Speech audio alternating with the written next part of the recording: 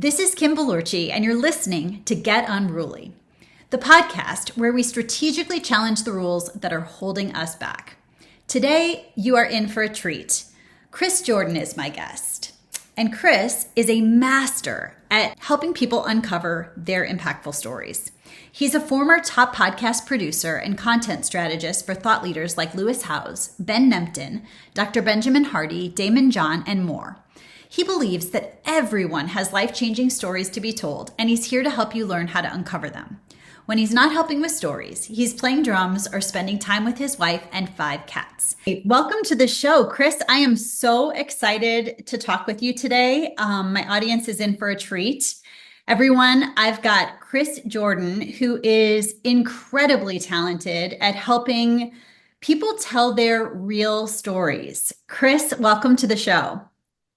Thank you so much for having me. I am so happy to be here and excited to dive into anything and everything storytelling with you. I'm super, super excited to pick your brain. So, what I'd really love to start with is why you think it's important for people to tell their stories. I think that so many people don't view themselves as storytellers. I think it's traditionally safe for people in Hollywood that are writing books, making movies, that type of thing. But as we now have access to the internet, it's nothing new, but I think it's becoming more and more evident that everything we're putting out is technically a story. Every conversation we're having is a story. Every sales call we're having, ultimately, what's moving someone over the line is a story. Yet, so many people downplay their experiences and don't think that they have really any stories to tell until they can learn how to identify these moments and try to realize, oh, this happened to me. I didn't think it was a big deal, but actually, there is this lesson in here. And what I try to tell people and try to help people with is like this thing that you might think this isn't a story might be the lesson, the anecdote that could change someone else's life if you were willing to start telling it and start putting it out there through maybe content, through a podcast interview, or just in our day-to-day conversations. Do you think those stories that you talk about, right? The things that are potentially life-changing for other people, are they the hard ones to tell because they're personal? Yes and no. I think that the most impactful ones definitely have a sense of vulnerability. I always tell people who are worried about being too vulnerable, it's not that you have to share everything about your life story, share what you're comfortable with. However, when I think about the stories or the people that I, look up to the most through maybe their content or something like that, it is the people where I can tell you about their life. I can tell you about the fact that they used to have to like sleep in their car, which is vulnerable. Not a lot of people would want to admit that. Yet here's someone take, Alex Hormozy is a big name in this space who has a good example of that, of just like having to sleep on the floor of his first business. And a lot of people would not want to own up to that. But now I can see where he is. That man's built, a very successful business. But the fact that I know that it started out where he had to sleep on the floor of his first one, it creates this deep connection and inspires me more than the people who share things online that lacks vulnerability. That just feels like, here's 3 ways to grow your business, but there's no like, I know how hard it is to grow your business because this is where I was, and it has that vulnerability spot in it. However, I will say there is extreme value in just trying to be someone who tells stories in any capacity. So you don't have to go from 0 to 100. You just got to go from 0 to 1 as a starting point. I think that's really good advice. And I'm going to ask you kind of a hard question. Okay. Because you used the example of Alex Hormozy, and he's very, very successful. And so I wonder if it takes somebody achieving a certain level of success to feel comfortable getting vulnerable. In other words, like once you're successful, It's easy to be like, oh, by the way, here's how it was really hard for me at the beginning. Because the table stakes are a lot lower. I think it's much harder when you're on the journey and you haven't gotten to where you want to go yet, right? And you're feeling kind of scared and unsure, and you're knowing that you want to be vulnerable, but you also feel like if I share this vulnerable story or I tell people really where I am in this moment, someone might look at you and be like, oh yeah, you're actually not good enough to make it, or that could derail where you really want to go. I'm curious about what you would say to someone who feels like that, because I think that experience is, I know I have felt that in the journey where I'm like, oh, I'd love to tell that story, but I don't know that I've earned the right to tell that story yet. So I would say the question there would be, what does it mean to earn the right? And I do think that so often, yes, it's like, okay, once I've achieved this level of success, it is easier to be like, oh, by the way, I totally agree with that. What I definitely have come to realize is, so some of my background is working with personal brands, thought leaders that have millions of followers. And so, yeah, it's a lot easier when it's someone like that to be like, oh, by the way. Mm. However, I don't think that is everybody's goal. And that should be the goal of someone that's opening up to like telling their stories through content online. And, because what I feel is true is you don't need a million followers to make an impact. I always focus like, is there one life you can change through what you're willing to share? I think that, a good example, my favorite example, if you want to get into it, is one of the stories that we helped you tell that there was a little bit of, vulnerability in it of you being a dancer. Mm. And that was a story where I'll flip it to you to like give some context to that story. But I think that's a very like we happen to have this very fun situation where we like work together to help you tell some of these stories. And that was one that's like is my favorite example because there was vulnerability in that. You don't already have a million followers, but it was a very impactful story that a lot of people didn't know about you. Yeah, no, that's true. The story you're talking about was, I think the one you're talking about is where, I kept the fact that I was a dancer hidden. And I was really afraid for a really long time to let people know because I was worried that it was going to kind of tarnish my professional reputation, that people wouldn't take me seriously. And you encouraged me to put that out on LinkedIn and kind of tell that story. And I was like, oh man, I don't know. That feels very vulnerable to share. But you're right. I mean, when I did, and I posted a picture, like a competition picture, which really pushed me out of my comfort zone for sure. But it did really resonate with people because, I think there are a lot of us out there who are putting ourselves into boxes. And, this is what I talk about is, this idea of I can only be this version of myself. I can only show this version of myself. And I think this goes into content creation where people are only, letting audiences see the version they think is acceptable or the version that they think is comfortable or that follows the rules. And what I love about when we finally, push you to tell that story, put that post out there, I know it was like one of your top performing stories. And I don't care anymore about like the amount of views, the amount of likes, like some of that can be vanity. What I care about is like interaction and like the actual tangible, oh, I can see this is making an impact. And the Mhm. comments that you received on that post, it was like you gave so many people permission to not box themselves in. And that's the power of vulnerability, no matter what level, of success or wherever you're at in your journey. That's why it matters. And I think that especially now, like the internet has been around for long enough. There's been plenty of people, like there's a difference I think between like putting out content and then like really opening up and telling your story. There's enough like here's the 5 ways to do this. I think that people really crave like something that feels real Mhm. and honestly I would say like sometimes people that are still like all the way at the top, it's like, like I do relate to it a little bit, but it's still like a barrier there.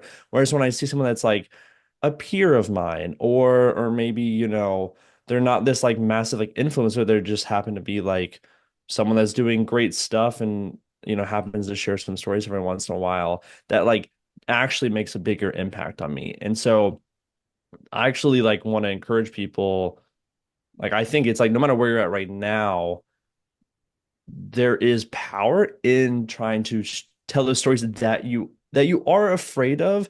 Again, I'm not, you don't got to share everything, but like for you, it was you were afraid of sharing the fact that you are an awesome dancer. You compete. Like that's not nothing. Like that's crazy. And that's what I was like, I want to see that because I can see myself in my own, like, sadly, I don't have the dance moves you have, but I can see it in my way. Like, actually, I'm a musician. And I started to tell more stories after you put out that you were a dancer. And it inspired me. It's very meta, but it inspired me to post about the fact that I'm a musician to this crowd that like really had only known me for talking about stories and content. And what did it do? All these people that I've never heard from start coming in and be like, this is so cool. I didn't know this about you. And that's another example where I was like slightly afraid of it. And then I was like, after I did it, I was like, why was I afraid? Like that is where the magic is if we let it be told. I love that. I love that. And I loved your post about musician and playing with the band. That was super, super cool. And I think it's such a good point because, I always say we live the lessons that we teach. And over and over in my case. I feel like I have to live the lessons so many times, even though I stand on stages and I tell people, unbox yourself and show up whole and, be fearless and letting people see who you are. I still have those moments where it's really hard to show up, in certain spaces, especially where we're not most comfortable and let people fully see who we are. And I think, putting out content and doing it online for me is probably the most uncomfortable space. What is your secret sauce in helping people tell the stories? Because you do it really well.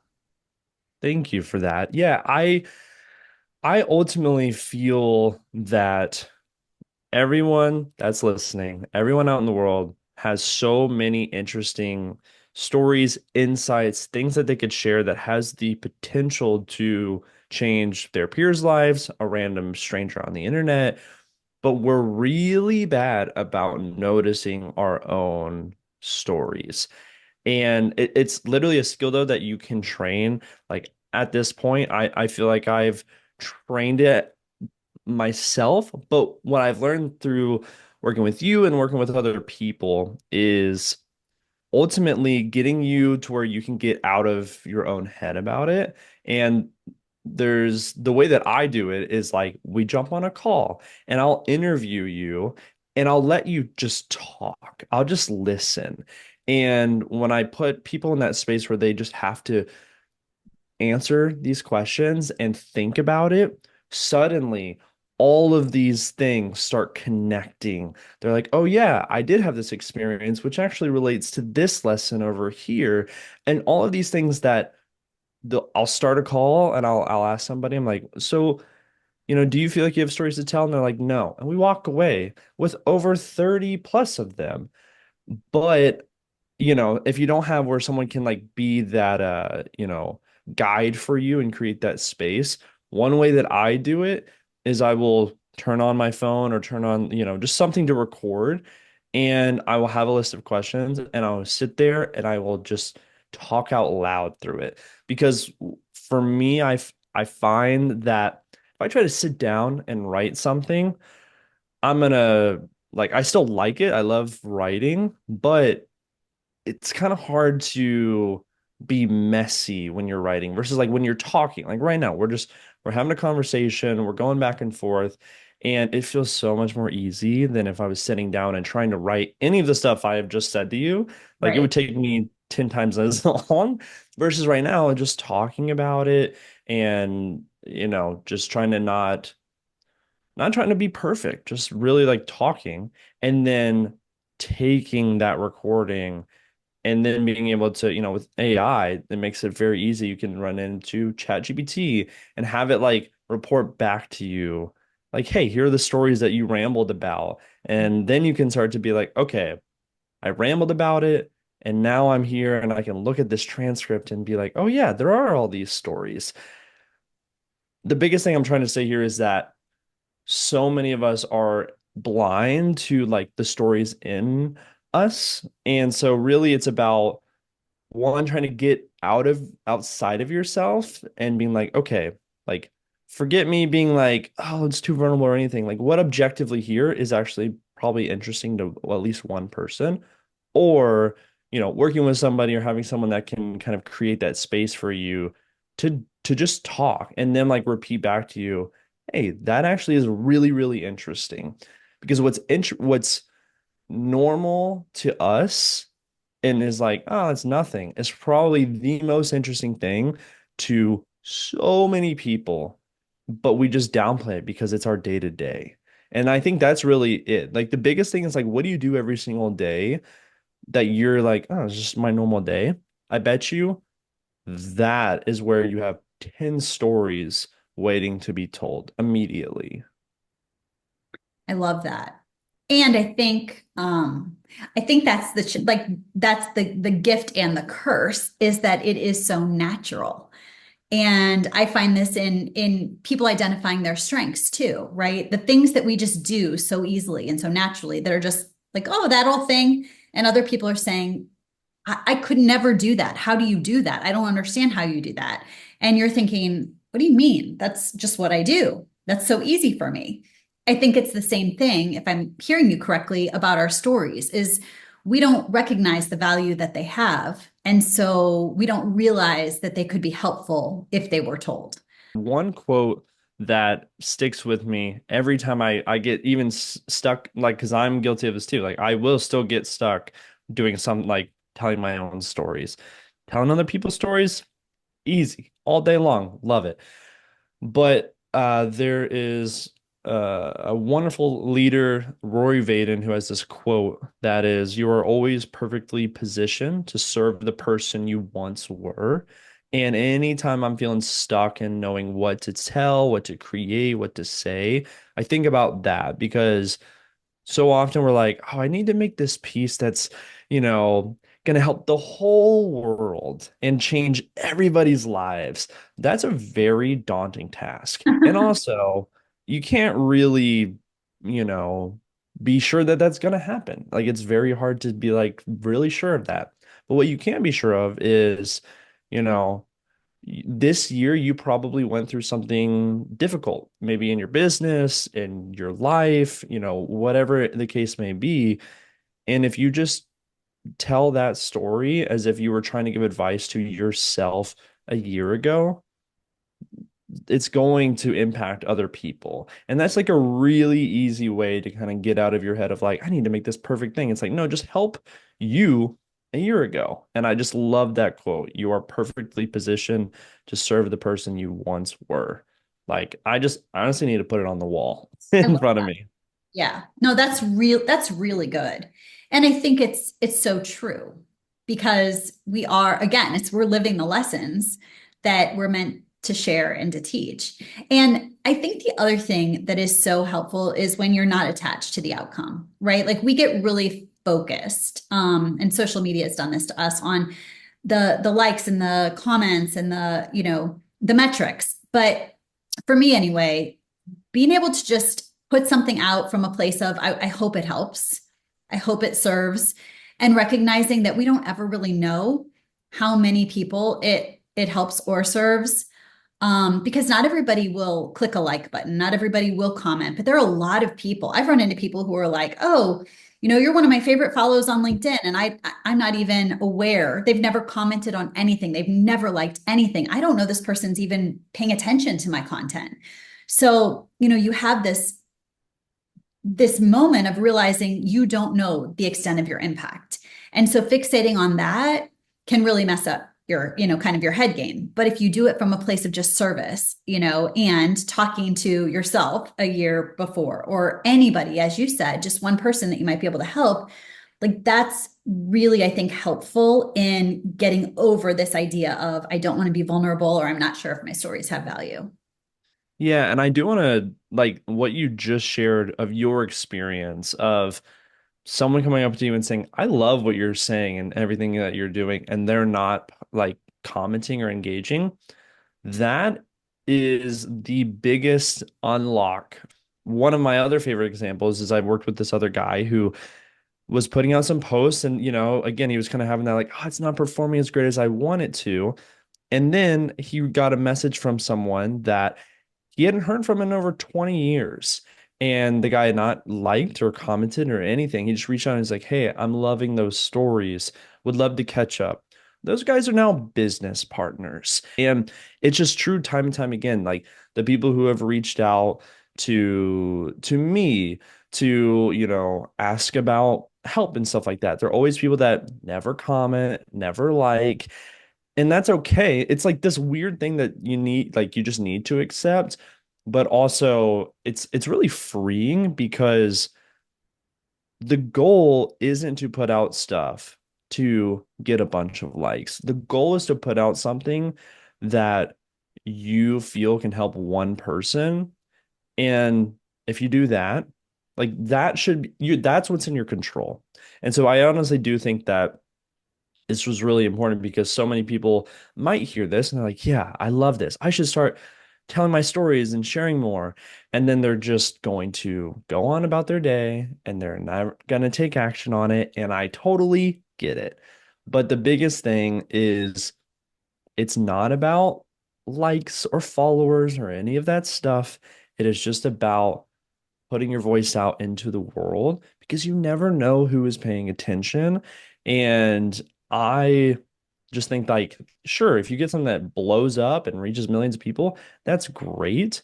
But there's a huge impact that you can have, even if it reaches 10 people. The other thing I do want to say, and I'm a no BS person, is that the more honest we are, the more genuine we are, it is really scary.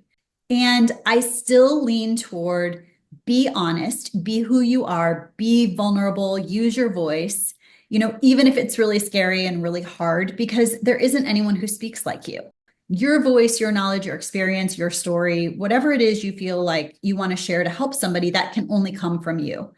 And with that, that means you're not going to see your content anywhere else. So you're not going to get affirmation that this is, out there. And so it's going to feel really extra scary if you're being super transparent and vulnerable.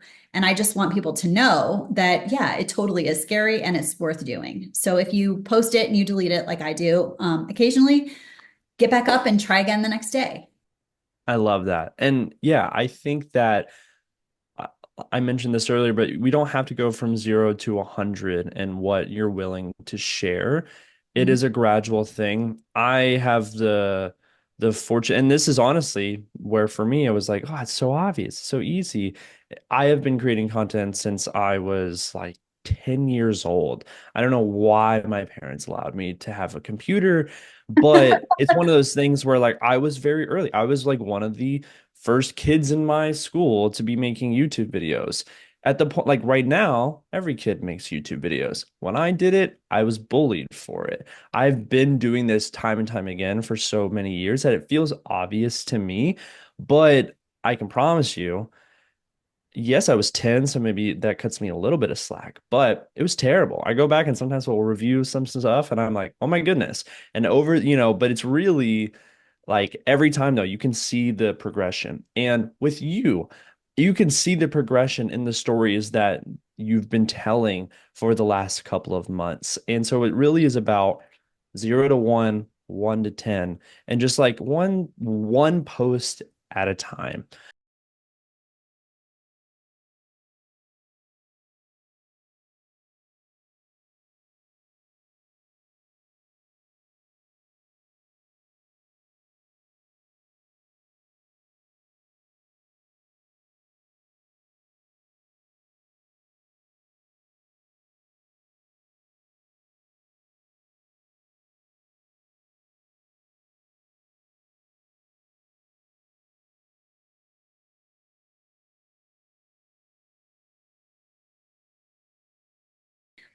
somebody out there who's like, okay, I'm inspired. What's one piece of advice you can give them right now that, if they're going to go sit down at their computer, what would you tell them to do?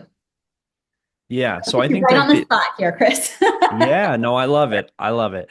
I think that one of the easiest things to find a way to tell a story would be look at the last month and say, what is something that I experienced over this last month that objectively was difficult, or maybe it was you achieved something, and recap that story. If it was difficult, you say, as an example, like you want to workshop one with Sure, you real quick? sure. Okay, so in the last month, what is something that was difficult for you that now you're on the other side of?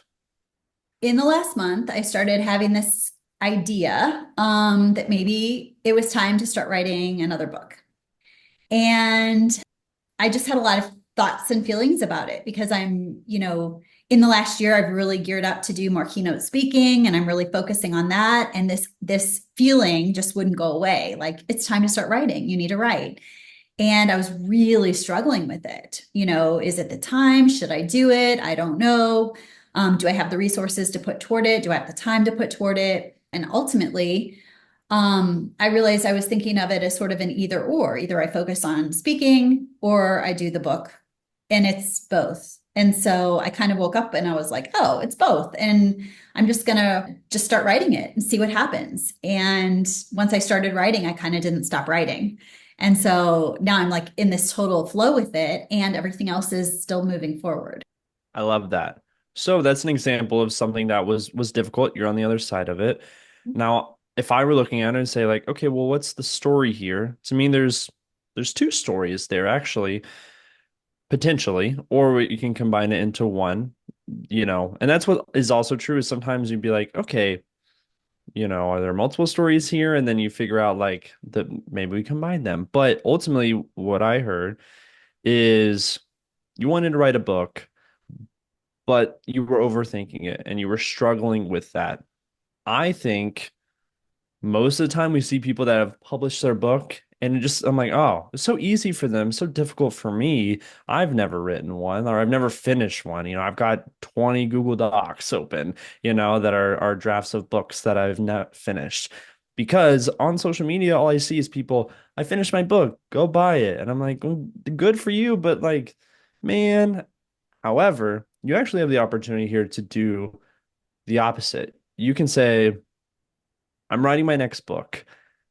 That might sound exciting, but actually for me, it's been terrifying. I have been overthinking it. I have been wondering if it's the right use of my time. I've been trying to focus on building my keynote speaking business up and trying to figure out, it if it was, one or the other. And what I realized is I can do both. And I made that switch. And suddenly I'm doing keynote speaking and I've started writing this book. And I actually can barely stop writing this book. I'm so excited about it. But I want to share this with you guys because you so often just see people's finished products, their finished book that's ready for you to read. One day you will be able to read this. But right now, I have just started it because I just spent however many months obsessing over is it the right thing to do and being self-conscious about it and all of these doubts. But now I'm doing it. And so I want to, encourage you if you have a book inside of you or a project that you're like, you're just on the fence about, even though you want to do it so bad, things don't have to be one or the other. And you have your phrase, right? Like it's the power of and. Mhm. And so then that's one way you can bring one of your like, sort of uh things you love to talk about into this story as well. But then that immediately, instead of you just saying, "Oh, I'm writing a," or even like, because some people might be like, "Oh, I'm writing a book," and they leave it at that. And it's like, "Oh, that's so exciting!" Like they just have this inspiration to write a book. Like, look at them. And instead, you're like, "I'm writing a book, but it's not as flashy as it might seem. Like, here's the actual reality behind it, because that is like, I'm excited for you to be writing a book, but I actually love you just sharing that with me because that makes me think about the 20 Google Docs of books that I've never finished because I start and then I hit that roadblock that no one really talks about because everyone talks about their finished books. Mhm. And that's a way where you literally you can share the same thing. I'll be excited for you, but now I'm like seeing myself in it. I'm like, "Oh yeah, you have the same struggle I did, but you pushed through it. So let me pull up my Google Doc and start writing this book again." Right? Like that's a way where we just workshop something that was difficult for you in the last month and now you've overcome it, but there's a way where we tell it in a way that's like vulnerable. You admit that it's not easy. And that's not something to be afraid of because that actually makes me like, I want to read your book way more than the 20 others I've seen on LinkedIn just this morning. Do you see how that makes sense? It totally does. And I just have to say, you are a freaking genius. Like everybody, do you see how good he is? It's amazing. You just so naturally will take something that is, an unthought through thought and turn it into like what it is. You're not changing what it is, but you have such an amazing way of helping it form into a story. Like you took what I said and then I'm listening to you and I'm like, oh yeah, that's exactly right. And I could totally say that. And yes, you're right. That would really be in service. And that feels good to me. So thank you for that. That was I awesome. And love it. I'm absolutely going to make that post. I was gonna say, I was like, what we have to see is that going up, sometime very, very soon. I'm excited to read it. Thank you. Thank you. Please tell everyone how they can reach out to you if they want to connect with you, if they want to work with you. Obviously, they just got a taste of your brilliance in action, which I'm super excited about. But how can my listeners connect with you? Yeah, the best way, my most favorite way is to just reach out over LinkedIn. One day I'll be smart enough to have a website, but right now I'm focused on LinkedIn, and that's, the easiest way where would love to just chat with anybody and everybody with no agenda attached. I would just love to know, what resonated with you in this episode, maybe share if it's easy to share a story that you're not ready to tell to the world, but you want to see how we could workshop it, would be more than happy to, be of service to you in that. And yeah, that's really the easiest place to connect with me is over on LinkedIn.